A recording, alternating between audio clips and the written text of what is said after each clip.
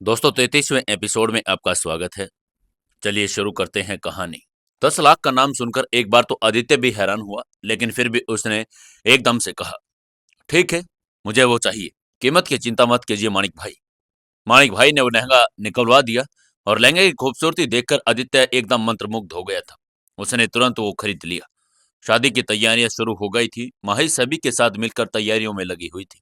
टीना ऊपर से अपने कमरे की खिड़की से सबको देख रही थी। उसे गुस्सा आ रहा था क्योंकि सभी उसे ना चाहते हुए भी उसकी शादी करने की तैयारियों में लगे हुए थे।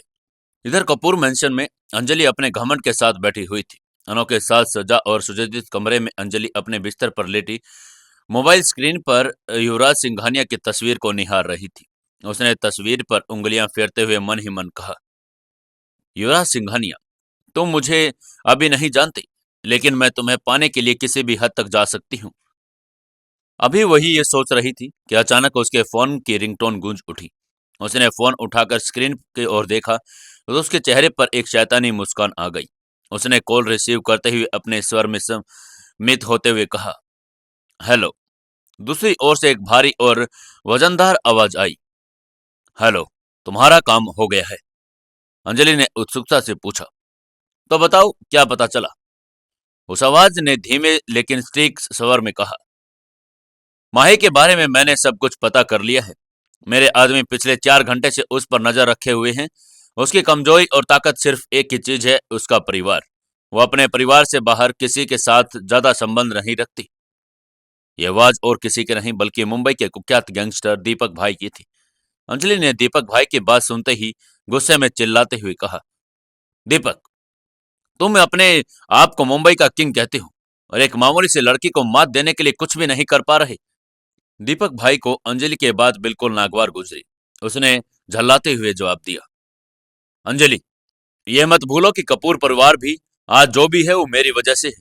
तुम मुझसे इस तरह बात नहीं कर सकती। अंजलि ने अपनी आवाज को थोड़ा नरम करते हुए और हंसते हुए कहा, अच्छा, गुस्सा आ गया। ये गुस्सा यहाँ नहीं वहां दिखाओ जहां इसकी जरूरत है। मुझे फर्क नहीं पड़ता कि तुम क्या करते रहते हो, लेकिन शाम तक वो लड़की मुझे खत्म चाहिए। दीपक ने चुपचाप उसकी बात सुनी और सख्त लहजे में कहा, ठीक है, मैं कुछ करता हूँ। यह सुनकर दीपक ने फोन कट कर दिया। फोन कटने के बाद अंजलि ने युवराज की तस्वीर को फिर से देखा और मन ही मन बुदबुदाई, कब तक मुझसे दूर रहोगे युवराज? मैं तुम्हें पाने के लिए किसी भी हद तक जा सकती हूँ। इधर दीपक भाई अपने अड्डे पर पहुंच चुका था। यह अड्डा एक अंधेरी गली के स्थित एक खंडर इमारत में था, जहां दीवारों पर पुरानी खून के छींटे और ताजे अपराध की बू साफ महसूस की जा सकती थी। दीपक ने अपने खास आदमी शंकर को बुलाया। शंकर, जो खुद अपने खतरनाक रवैये से कुख्यात था, दीपक के सामने आकर खड़ा हो गया। दीपक ने शंकर को आदेश दिया, माही पर नजर रखनी है। उसकी हर गतिविधि की रिपोर्ट चाहिए। अगर वो अकेली कहीं जाती है तो उसे फॉलो करो। मुझे उसकी कमजोरी चाहिए, ऐसा कुछ जो जो उसको तोड़ सके। शंकर ने सिर हिलाया और तुरंत अपने काम पर लग गया। दूसरी तरफ अंजलि ने माही की तस्वीर देखकर अपने अगले कदम की योजना बनानी शुरू कर दी थी। वो जानती थी कि माही को हराने के लिए उसे सिर्फ दीपक पर निर्भर नहीं रहना चाहिए। उसने अपने दोस्त राघव को बुलाने का फैसला किया। राघव एक शातिर प्लानर था और गैर कानूनी कामों में माहिर था। तुरंत अंजलि के बुलावे पर वो कपूर मैंशन में पहुंच गया था। अंजलि ने राघव को सारी स्थिति समझाई और कहा, मुझे माही को युवराज की जिंदगी से बाहर करना है, लेकिन यह काम साफ और बिना किसी सुराग के होना चाहिए। मुझे कोई ऐसा प्लान चाहिए जिसमें माही खुद अपनी कमजोरियों में फंस जाए। राघव ने थोड़ा सोचते हुए कहा, अंजलि, तुम माही के परिवार को निशाना बना सकती हो। अगर हम उसके परिवार को चोट पहुंचाते हैं तो माही खुद दूर हट जाएगी। अंजलि ने थोड़ा देर सोचा और फिर उसे कहा, यह सही रहेगा, लेकिन हमें ध्यान रखना होगा कि यह प्लान युवराज तक न पहुंचे। अगर युवराज को पता चल गया कि मैं इसके पीछे हूं तो सब खत्म हो जाएगा। राघव ने मुस्कुराते हुए कहा, तुम चिंता मत करो। सब कुछ ऐसा होगा कि किसी को तुम्हारे ऊपर शक भी नहीं होगा। अंजलि की आंखों में चमक आ गई। उसने राघव के साथ मिलकर प्लान तैयार करना शुरू कर दिया था। इधर दीपक भाई के आदमी माही की हर गतिविधि पर नजर रख रहे थे। उन्होंने माही के घर, ऑफिस और यहाँ तक कि उसके दोस्तों के साथ होने वाली बातचीत को भी नोट कर रहे थे। यहाँ चौधरी हाउस में हर तरफ शादी की तैयारियों की चहल पहल थी। घर के हर कोने में सजावट और रौनक थी। माही ऊपर वाले कमरे से नीचे उतरने के लिए तैयार हो रही थी।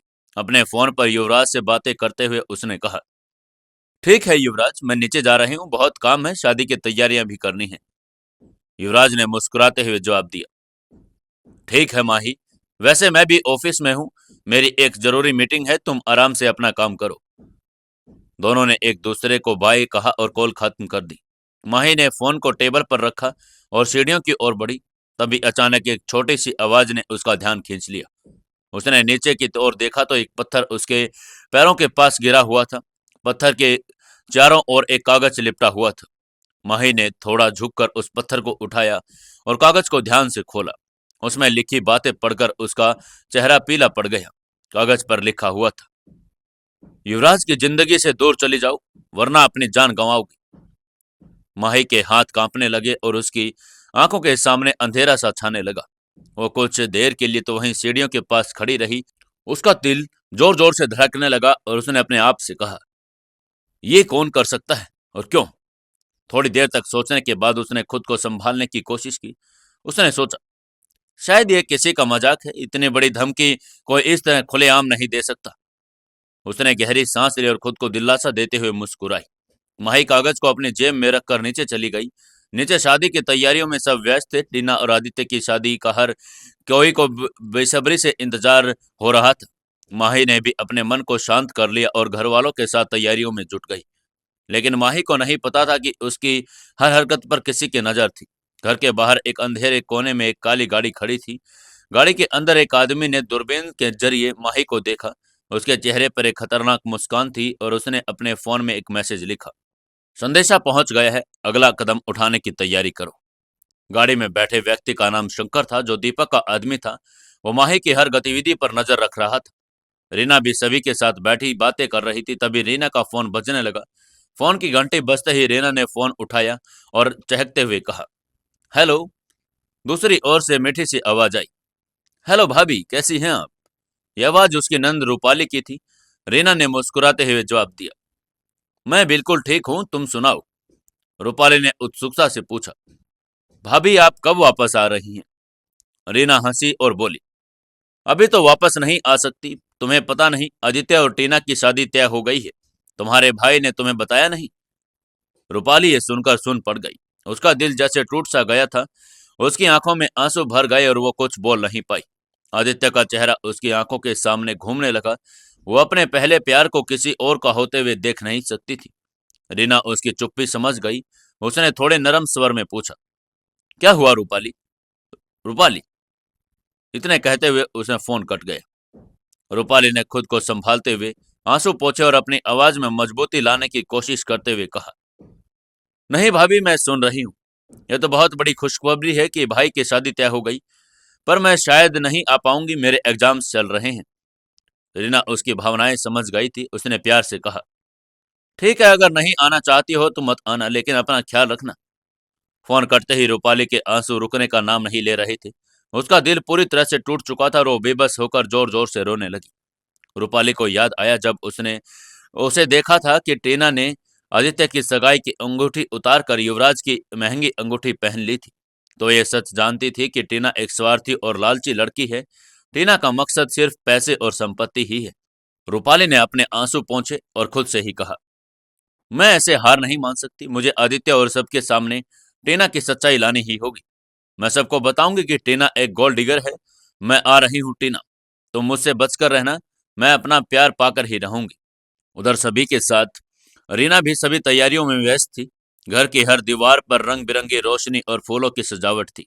हर कोई खुश था, पर रीना के दिल में एक बात खटक रही थी। वो जानती थी कि रूपाली आदित्य से प्यार करती है। रीना ने मन ही मन सोचा, अगर रूपाली यहाँ आती है तो हालात बिगड़ सकते हैं, मुझे सब कुछ संभालना होगा। और माही जब शाम को अपने कमरे में अकेली थी तो उसका ध्यान बार बार उस कागज की ओर जा रहा था। उसने कागज को फिर से पढ़ा। यह कोई मामूली मजाक नहीं लग रहा। वो नहीं चाहती थी कि शादी की खुशियों पर कोई आंच आ जाए। लेकिन माही के अंदर एक बेचैनी घर कर गई। उसने खुद को समझाते हुए कहा, मुझे इस बारे में ज्यादा नहीं सोचना चाहिए, शायद ये सब डराने की एक कोशिश होगी। दूसरी ओर घर के बाहर दीपक और अंजलि अपने गाड़ी में बैठे हुए थे। अंजलि ने खिड़की से बाहर देखते हुए कहा, मुझे यकीन है माही अब डर चुकी होगी। अगला कदम हमें ऐसा उठाना है कि वो खुद ही पीछे हट जाए। दीपक ने जवाब दिया। अंजलि, मैं अपनी बात पर हमेशा कायम रहता हूँ। माही को डराना अब मेरे लिए कोई मुश्किल काम नहीं। बस तुम देखती जाओ क्या होगा आगे। क्या माही डरकर युवराज से दूर हो जाएगी? क्या रूपाली भी यहाँ शादी में आकर टीना का पर्दाफाश कर पाएगी? जानने के लिए जुड़े रहिए कहानी के साथ। दोस्तों, अगर आपको कहानी अच्छी लग रही है तो ज्यादा से ज्यादा लाइक करें, कमेंट करें, और जिन्होंने चैनल को सब्सक्राइब नहीं किया है वो अभी के अभी चैनल को सब्सक्राइब जरूर कर लें।